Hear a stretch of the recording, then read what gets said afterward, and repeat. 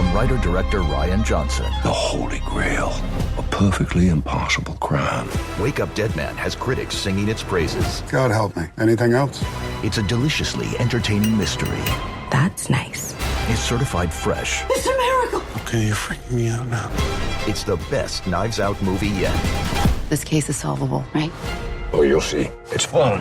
Wake Up Dead Man, a Knives Out mystery starring Daniel Craig. Now playing in select theaters on Netflix December 12th, rated PG-13. Some of the women I wrote about did, openly admit to each other what they feared most was the firing squad at dawn.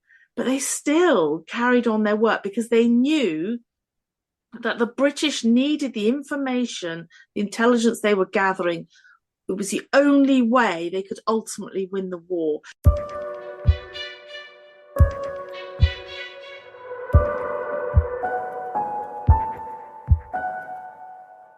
Welcome to Spy Masters. I'm your host, Antonia Senior.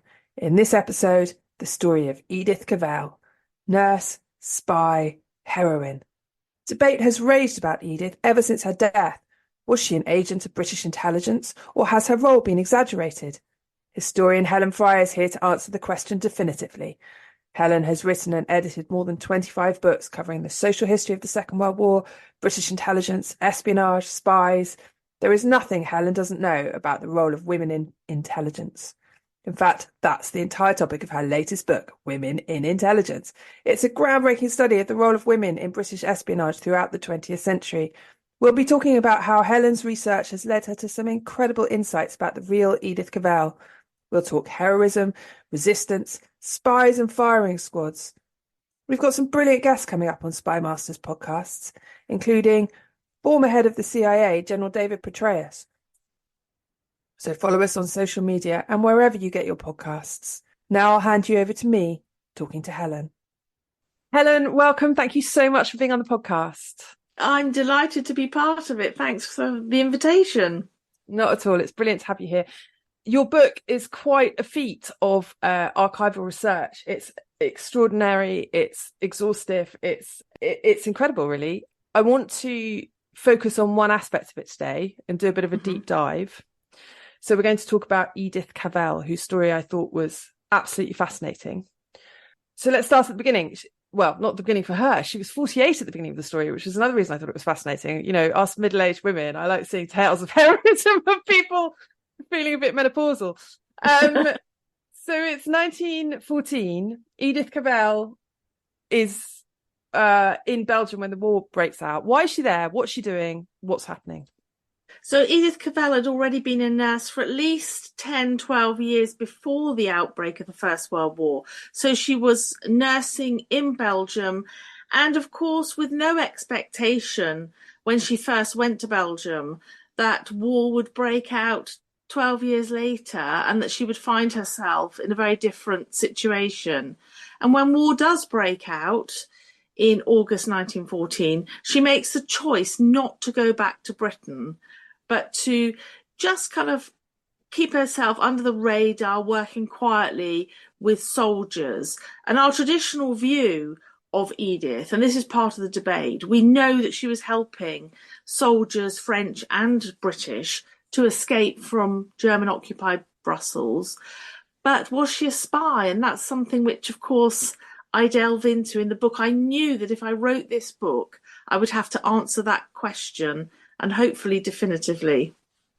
Right. Well, we will get to the answer to that question. I wondered in 1914, do you have any sense of whether her loyalties to Belgium or are they to Britain? Obviously, in one sense, it doesn't really matter. They're just anti-German at this point. Yes, she's very firmly on the Allied side, which is, of course, to help towards the liberation, ultimately, of occupied Belgium. It's worth saying, a difference in the Second World War, Holland was neutral. So a lot of her networks, how she gets the soldiers out through her network, is through neutral Holland. And most of France was also unoccupied. So you have British intelligence officers, military intelligence, an early kind of intelligence corps, and officers who are an early form of what later becomes the Secret Intelligence Service MI6. They are based in France. And somehow we have to get intelligence out of Belgium and occupied Luxembourg, actually, to the British through neutral channels, if it's almost impossible to cross the borders into France and get the intelligence out that way, because London needs information on the German occupation. And how else are they going to get it than from eyewitnesses living behind enemy lines? Let's back up a bit and talk a bit about the state of play of British intelligence in 1914. What was formal? What was informal? Who was in charge? Where was it based? Can we just, just give us a brief overview of people who aren't familiar with World War I intelligence setups? The Secret Service Bureau, formalised British intelligence, was formulated in 1909. And during the early part of the First World War, it splits. By 1915, it split into two branches, which become MI5, which is in charge of home security, which we know about, and then the Secret Intelligence Service, which in its early form was known as MI1C, Military Intelligence 1, branches C. That later becomes MI6, of course. And that, the Secret Intelligence Service, as it later becomes, was actually headed by a naval officer, Mansfield Cumming. He's quite famous. We see a lot of pictures of him in most books on the Secret Service. And he had this sort of vision that, along with other military commanders before him, that whoever wins the intelligence game will win the war. So he was very much aware that intelligence was absolutely necessary. He appreciated the German threat to Europe, which was why British intelligence was formalised in 1909, because the threat was perceived to be so grave from Germany. So it's a very nascent, early intelligence service. It's finding its feet. It's trying to develop ways of spycraft. So it's relying on amateurs with very little, if any, training. The training, if they had any, was really basic. Cumming posted some of his key intelligence officers, male intelligence officers, one on the south coast at Folkestone, on the south coast of England. And that's where a lot of refugees were coming in and out of Europe. So he could monitor spies and the threat. And that's also one of the means in which intelligence could come through his station. But he also had a station in Holland, and he had a station in France. There were a number of intelligence officers in France. So it's a very kind of loose network.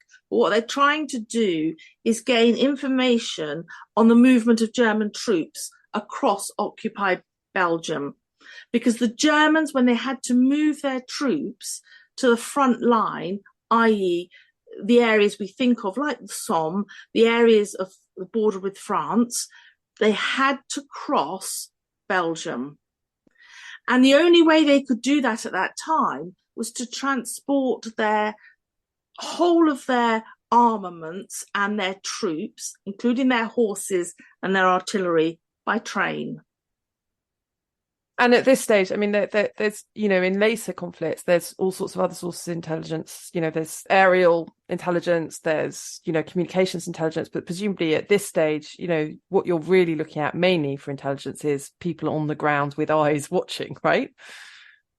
Yes, you have a very, very basic form of aerial intelligence, which I do go into in that particular chapter of my book. I mean, it's incredibly basic. They did actually fly pigeons over the lines with amateur cameras, and it would just every few seconds just click, click, click, and then they would analyse to see if there was anything relevant in the photographs. That was very, very basic. But essentially what they really needed were men and women on the ground, reliable eyewitnesses that could tell them the kind of information they needed, and even to pick up information which they intuitively thought the British would need, that the British hadn't kind of thought about. So they are one of the most important, vital channels of intelligence. They're the most valuable.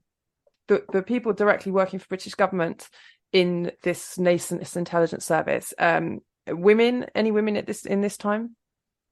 In the formalised service, they gradually get taken up during the First World War as in a civilian capacity, mainly working out of British embassies or passport control offices. Well, they're not really called embassies at this point. They're more like permit offices. So you have one in France, for example. You have them in Bern, in Switzerland. You have them in all of the countries in Europe. You have a beginning of these very primitive sort of permit offices in the days when we don't quite yet have passports. That comes quite soon, but it's a way of monitoring refugees and whether spies from other countries, at this point particularly Germany, they're not really monitoring the Soviets and the Russians at this point in early First World War. So that's a means, if you can control the permits that are going in and out, that are needed to go in and out of your country, you can see who's coming in and out. But you can also spot amongst those movable populations, is there anyone there that would be suitable to send back as spies? And that's what they did. Right. So there's women really involved right from the beginning. Oh, absolutely. Yes. So Edith, she sort of has 3 layers to her life at this point, then 1914 to 1915. So on the top layer, she's a nurse. I mean, can you tell me a bit about what she's doing in her day job, as it were, and what kind of things she's seeing and handling? Yeah, so in her day job, she really is a nurse. And I don't know, it's kind of language really, whether we can say she uses her job as a cover for what comes next in terms of her work. I think it was just a natural thing for her to help the Allies. So she isn't there to become a nurse as her cover. She is already a nurse, and that's an important distinction. And she and her network, her mainly women, are attending to wounded soldiers. And they are trying to, those that through the network find their way to her hospital, and she works out of a couple of aristocratic homes as well. They know that this network exists, and she's trying through her channels to get these soldiers fit enough to then help them to escape, evade capture again, and to escape back to Britain and to France. So if they're French soldiers, to help them back to France. And she's also helping Belgians who want to get out of Belgium to fight with their king in exile. So there are 3 main kind of groups of soldiers that she's helping. No airmen, of course, at this point. No.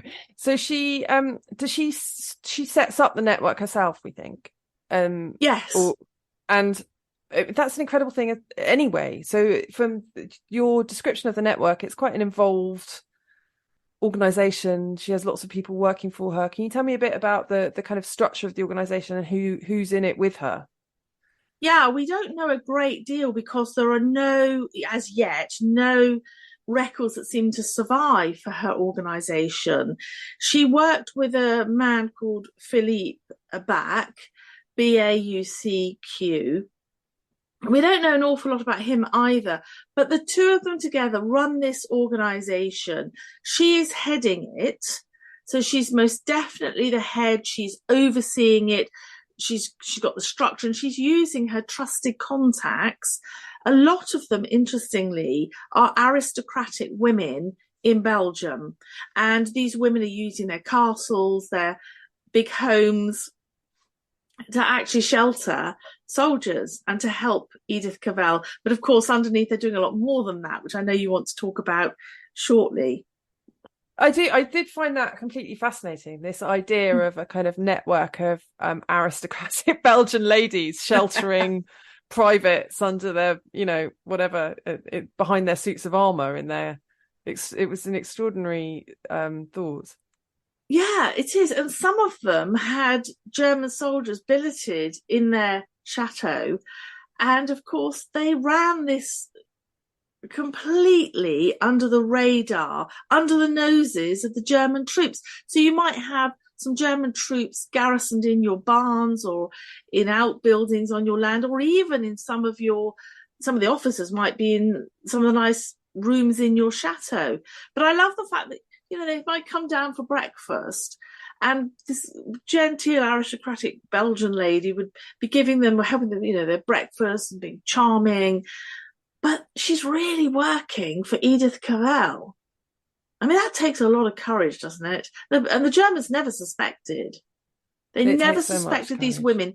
These women were, and I do use this term in the book, they were invisible in a sense. I mean, okay, the Germans could see them in plain sight, but what they were actually really doing under the noses of the Germans were kind of invisible. The Germans it never occurred to them that these women could be doing anything other than washing the laundry, or they got their maids to help them wash the laundry, whatever they're doing in their castle, reading, sewing, I don't know, going about their business.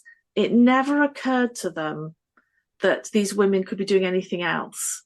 That's a really interesting point, and it's a kind of theme that I saw throughout the book, because one of the things you start with is that actually there's this sort of erroneous image of the female spy as being a glamorous, sexy kind of Mata Hari type who's kind of, you know, seducing everybody left, right and centre. And although there are a couple of those figures in the history of women in intelligence, quite a lot of time it does seem that women are using their using the kind of the men's sexism against them in a way, because they're kind of hiding in plain sight, because they are fooling people who don't think that these women have the capacity to do what they're doing, or to be clever enough to fool them. And I think that's such an interesting thread through your book.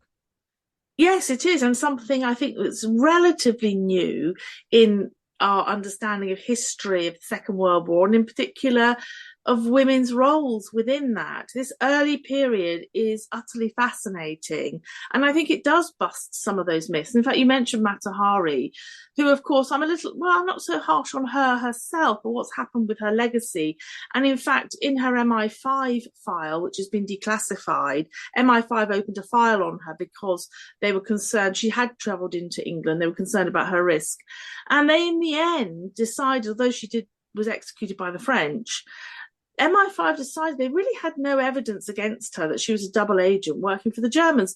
So it's interesting that for all her glamour as a femme fatale, she may not have even been a spy after all. I mean, the evidence is pretty flimsy if you look at her MI5 file. So that's so ironic. Absolutely.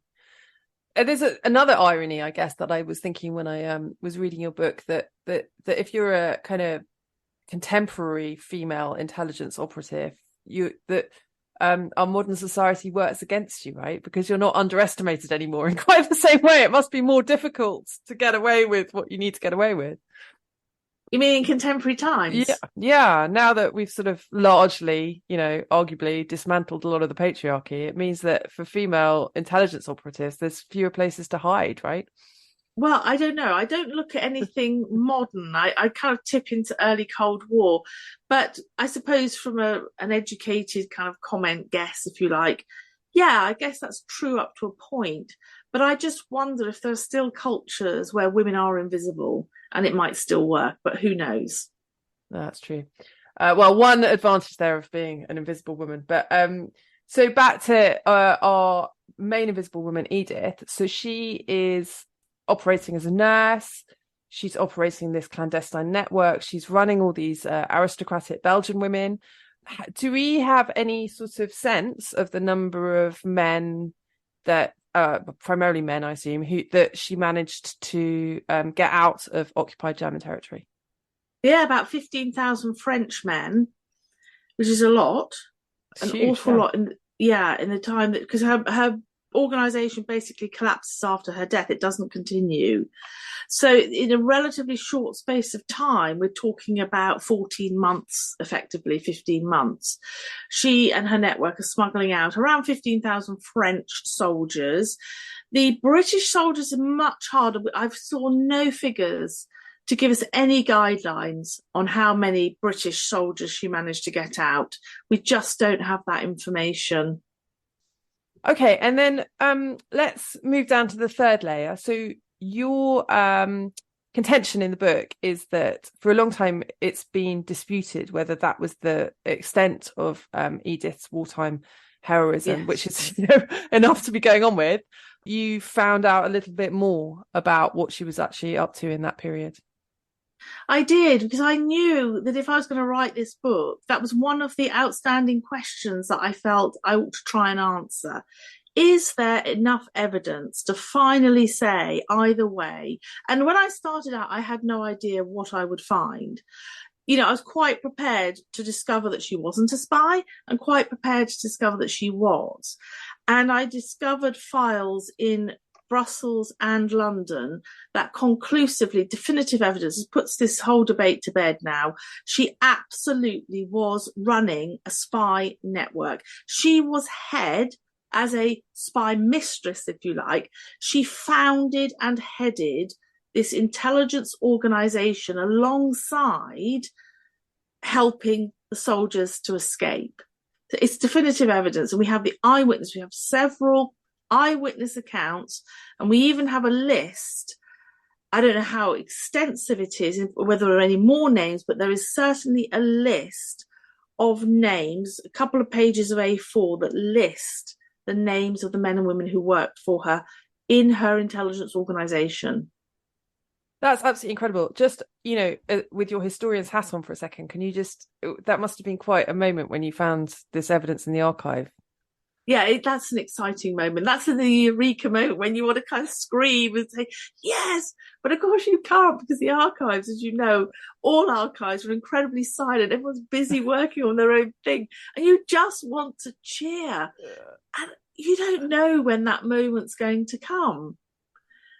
But you pull anything that could be relevant, and then suddenly you almost don't believe what you're seeing. And so, of course, I copied it. You have to copy these things because you're not quite sure if you have read it properly. Of course you have, but it's just so many years later, over 100 years later, when this debate was still raging and people come down on either side. But I felt that the main wave of opinion was moving towards her not being a spy, and so I was moving thinking, okay, that perhaps that's what I'm going to find. And then when you find the definitive evidence, you can't believe it. But for me, it also highlights her heroism and courage. I think it makes for us, she's far more of a heroine than even in the last 100 years. I think if you can't really grade heroism, I know that on one level. But for me, I think it gives us an appreciation that her legacy is far beyond what we ever anticipated. Absolutely. So in terms of this intelligence network that she was running, can you just talk to me a little bit more about it? So how did it work, and what kind of intelligence were they garnering, and how were they getting it out? So it's patchy. So we know that they're using traditional spycraft. We know that some of the women, in one case of two sisters, were working in pairs, and they were corresponding using invisible ink. They were smuggling intelligence out, sewn into the lining of garments of the soldiers, that we know. The soldiers, the easiest route out of Belgium was into neutral Holland. Much harder to get out from Belgium into France, but they managed to smuggle them out into Holland, and then of course back to the UK or to France. And that's how the intelligence came out. And we also know that there was a secret mission to the Admiralty in 1914 that still hasn't been declassified. We have no idea what that secret mission was, but one of the intelligence officers was escorting a returning wounded soldier to the UK, and of course he returned to Belgium with secret papers and without the soldier. So that was kind of hidden on his person. Hugely risky. Absolutely. And so she recruited a kind of secondary network of, again, mainly women? No, a mix. We have a list of the names of her agents, and we don't know, as I said, if that's extensive enough, whether there were any more than that. The aristocratic women were in there. You'll be really pleased to hear. I am delighted. And not just the aristocratic women. It must have been her very trusted network. That's all we know, really, that she's using trusted personal networks and family members of those networks to keep it tight, to try and avoid betrayal, ultimately, to try and avoid the Germans discovering that organisation. But I wanted to mention one other thing, which is crucial here. From May, June 1915, the Germans knew that people were coming in and out of the country, particularly they were fleeing. Belgians were fleeing. There was like a brain drain, and the Germans wanted to prevent that, and they also wanted to prevent spies coming in and out. So they erected this high voltage electric fence, some 450 kilometers. You'll remember this in the book. The 450 kilometers from the north to the south on the Belgian-French border, but also on the Dutch border on the other side. So now they're finding clever ways, including rubber suits and all kinds of things, to get through the fence, throwing intelligence over the wire. We have to get the information back to the British from occupied Germany. And now it becomes really, really tricky and incredibly dangerous for Edith's network. Everyone wants the Emirates NBA Cup. And things are heating up. 30 teams started. Bang! But only 8 have advanced to the single elimination knockout rounds. To survive, they'll have to be hungry, relentless, ruthless. Are you kidding me? They all want the cup, but only one team can claim it. Who will capture the cup? Emirates NBA Cup knockout rounds begin December 9th on Prime. Wherever Bud goes, his harmonica goes with him. It's a pocket full of soul.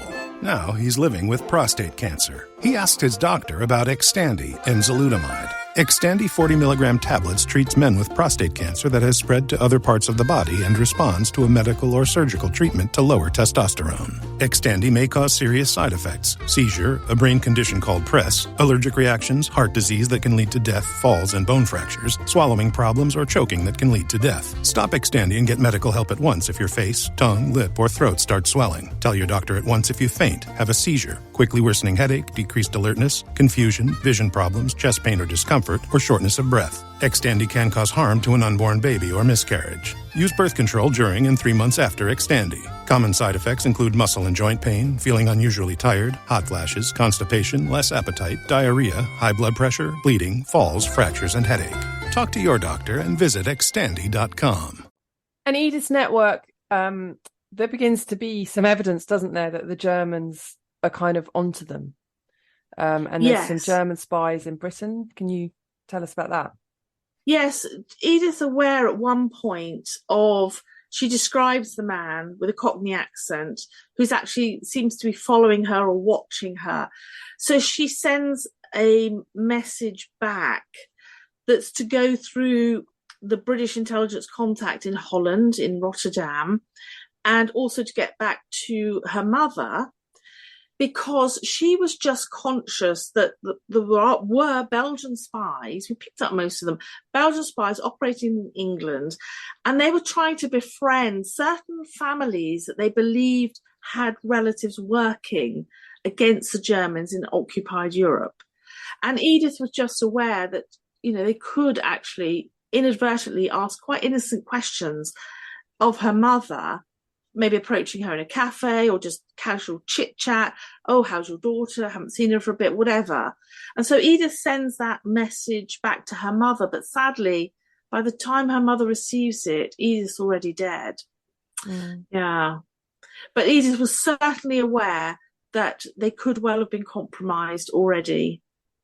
There's can we talk a little bit about the jeopardy at stake? Because one of the things that I hadn't quite appreciated, I think, until I read your book, having read more about espionage in World War II than World War One, was the stakes of being caught by the Germans in World War One. Because they're not Nazis, but it's not a pleasant fate, is it? Being caught spying in World War One. No, indeed, or even helping soldiers. I mean, there were high penalties, certainly prison, where the conditions were as bad, including torture, solitary confinement, really horrific. Siegsburg prison, where some of the women were taken in World War One, and that's in Germany, they were transported to Germany. Horrific conditions. Some of them didn't survive that. And we do think of German brutalities, under the Nazis in World War II. But if they were caught on suspicion of espionage, whether it was proved definitively or not, they could be shot at dawn. And some of the women I wrote about did, openly admit to each other what they feared most was the firing squad at dawn. But they still carried on their work because they knew that the British needed the information, the intelligence they were gathering.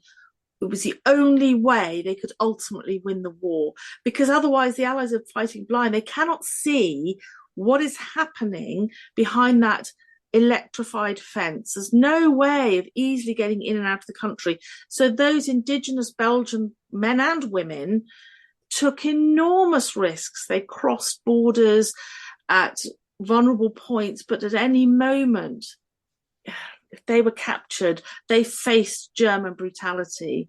Yeah. There's no way, I guess, because there's too scant information about what exactly Edith brought out, of quantifying how much help she was to the Allied cause, directly, is there? At the moment, no, but I am going to keep looking. I do wonder if those archives that none of us are allowed in across the water, we're talking about the MI6 headquarters. Of course, MI6, just to remind our audience, never declassifies any of its files. So we don't have access to that as historians, do we, Antonia? No access to those files. One exception, of course, with the official MI6 history that was written by Keith Jeffrey. So it could be that some of the messages that came back through her network survive in those archives. Who knows? Because it is my belief from the trail that I uncovered, it looks like she was working for what we today call the Secret Intelligence Service, MI6. And they've never admitted that she was one of theirs. So it's still a little bit ambiguous, but I think she probably almost certainly was. The paper trail seems to me quite clear from what I uncovered, that she was working for them. So I think that's the only place we are likely to find anything, if they ever allow us in. Wouldn't that be lovely? Yes. So Edith, unfortunately, was right. Her network was compromised. She was betrayed. Yeah. Can you tell me what happened to Edith once the Germans rumbled her, as it were? Yeah, she's arrested in July 1916 and ends up in prison in pretty dire circumstances. She's actually held with another one of her network. 35 members of her organisation are rounded up. 5 of them ultimately are executed. Most of them face the death penalty, but that's later commuted to life imprisonment and hard labour, which it was equally quite difficult to survive. But she is ultimately tried in a 2-day trial, and she's found guilty on very little evidence that the Germans, as far as we can see, have given. The Germans firmly believe she is a British spy, and they sentence her to death. And that desolate Tir National ground where they shot suspected spies was where she ended her life. 2 a.m. on the 12th of October 1915, she was taken out at dawn, as they say, and faced the firing squad. And before that, you never really know how they're going to be in the moments before. She knew death was coming, and she prepared herself in prison in the days beforehand. And she saw the vicar, the priest beforehand, and he later said she quite openly admitted she was prepared for death, and she would not have changed her course of action. If she could live her life all over again, she would not have changed what she did.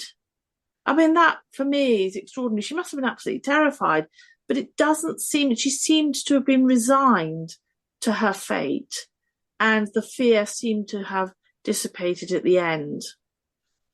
I found it incredibly moving when you wrote about that in your book. Her stoicism in the face of death was quite extraordinary. Yeah, and for me, there was another moment when I was going through the 2 relevant MI5 files, her own file and the file of her betrayer. And in them, sort of very, for early on, these sort of photographs fall out, and they are of that desolate ground next to the Tir National. Tir National, as I said, was where they shot suspected spies and traitors, and next to it is this sort of burial ground with the wooden crosses, and there's just a sort of arrow pen mark that's original to 1915, which shows her cross right in the back row, and it's just that feeling complete desolation. Of course, her body is eventually repatriated, and she's buried in Norwich Cathedral now. And you make the point in the book that there is an investigation launched by the intelligence service into her death, which again is a kind of quite a strong clue that the relationship between her and British intelligence was quite close. What did they uncover? Yeah, so why did they mount that investigation if she's not one of theirs? Exactly.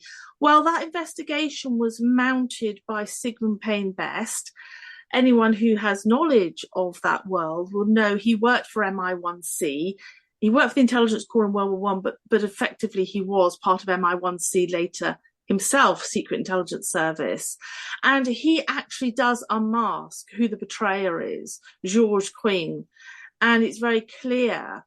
He's very murky. He doesn't confess to this, but the evidence points to the fact that it was him. There are rumours that there was someone else too that was involved, but MI5 their files very swiftly come down on the fact that he was the betrayer, and that he hadn't been working for the network for very long, but he had been captured by the Germans.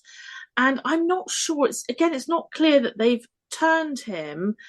It looks more like he's given information under extreme duress.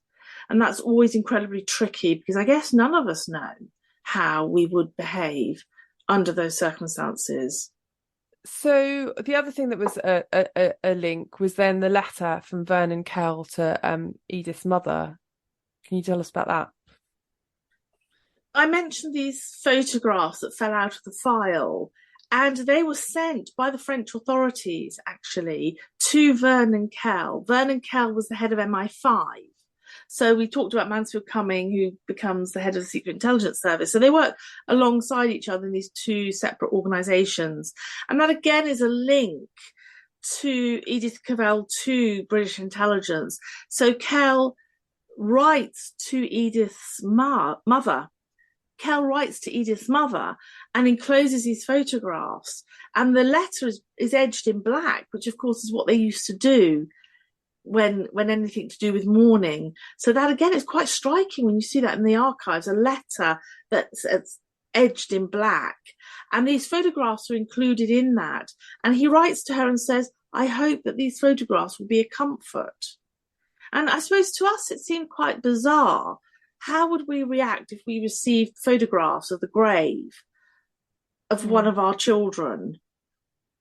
Very strange, isn't it? Even if they are adults, even if they are 49 when they're shot at dawn.